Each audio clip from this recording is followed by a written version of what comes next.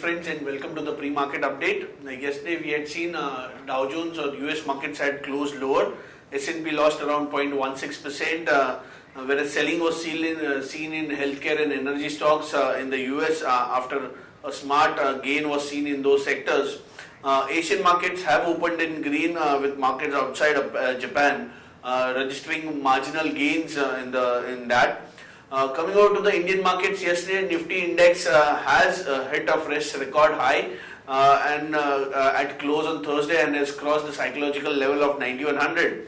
All the sectoral indices were in green, whereas Nifty Metal Index had gained the most in yesterday's trade. On the FIS front, if we see, FIS were buyers in the Indian markets to the tune of 1360 crores, whereas domestic institutions were sellers in the Indian markets to the tune of 88 crores. If we see SGX, it is suggesting that we are likely to open flattish around 8 points positive around the 9200 zone. So now let's have a derivative check on the market. Good morning friends, we'll give analysis on derivatives.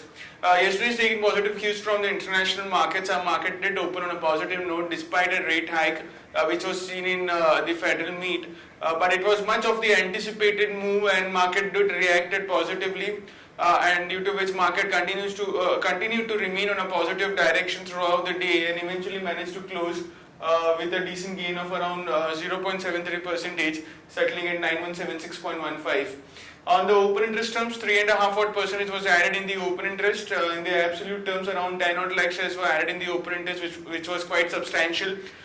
Since open interest, we have been seeing a continuous addition in the open interest in the last few trading sessions, and majority of the addition which has been seen is being on the longer side. And in yesterday's trading session also was the same story, where we have seen a long addition, and we have seen the cost of carry was more or less same at around 6.5%, which is quite healthy. That is, Nifty Premium is trading anywhere around 23-24 odd points, which is very healthy for the market.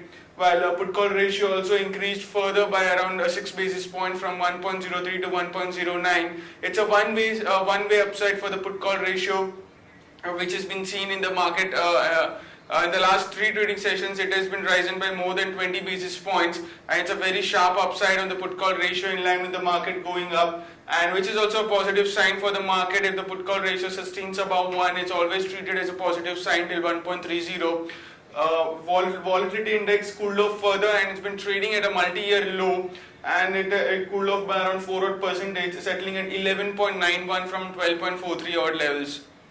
On the option side, we have seen a significant amount of reduction in 9,100 call option. Now all eyes on 9,200 and 9,300 call option. However, not seen much of the addition. Only 9% and 3% respectively. However, 9,200 call option is the highest in terms of open interest, and which would be in focus in today's trading session, and that activity of 9,200 call option would be watched quite closely. If we see an unwinding into that, also expect a further upside in the market and the continuation in the uptrend in the market. On the put side, we have been seeing 9,100 acting as a very strong support zone for the immediate term. That is, it has been seeing a constant increase in the open interest. In yesterday's trading session also, we have seen an increase of 25%, which is also quite substantial. Now the base is also quite healthy enough. It has around 41 lakh shares into it in the open interest, which is quite healthy. While 8,900 and 9,000 put option both have seen an addition of around 6 to 7 odd percentage in yesterday's trade. However, 8,800 put option remains as the highest in terms of open interest with around 59 lakh shares into it. On the securities in the ban period for today's trade, there are 5 securities in the ban period. That is Century Textiles, Jindal Steel, Reliance Communication, Bharat Finance and JP Associates. On the FIS terms and index futures, they again have resumed its buying in day before yesterday's trading session. They were net sellers, seen some kind of a profit booking, but again they have been net buyers, and it's an healthy amount of 858 odd crores. And the open interest of index futures went up by 4%. A fresh long additions by FIs was seen in index futures, index options, net buyers by 1484 odd crores, while stock futures net sellers by 166 crores only, and stock options net sellers by 178 crores only. On the market level, our 5 days we have trends at 9065 with a low range at 9065 and a high range at 9263, which is a monthly straddle break-even point on the higher side. And 9263, of course, once it's breached, we have seen in the past also, once the monthly straddle has been breached, market do see a very sharp very sharp momentum in that direction. And since it's on the higher side, we might see, if it's breached, we might see a very sharp upside move further if it's been taken out. SGX Nifty is trading positive, it's up by 19 odd points and sporting anywhere around 9205, indicating some kind of a positive opening can be expected in the morning trade. That's it from derivatives, thank you. Now let's look at some of the trading ideas and news update for the day. The trading idea first is Lupin. Lupin has launched generic Ministrin 24 FE chewable tablets. The tablets are used to prevent pregnancy. So it is estimated that it has a market size of around 10% of the revenues currently of Lupin in FY 18 to 19 period. So we can see some sort of positive feed or positive build up on the stock. So long Lupin with the stop loss being kept at 1430, current market price is 1455 for a target of 1490 and 1510. On the other news update, the important update on GST Council.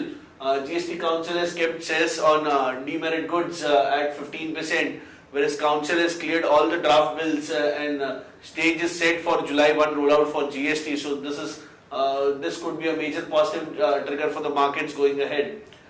Music broadcast to list today, the issue price was 333. ONGC is to invest 21,500 crores in India's deepest gas discoveries by 2022-23. High Court has stayed Odisha government's tax recovery notice to IOCL, so this is some positive news for IOCL.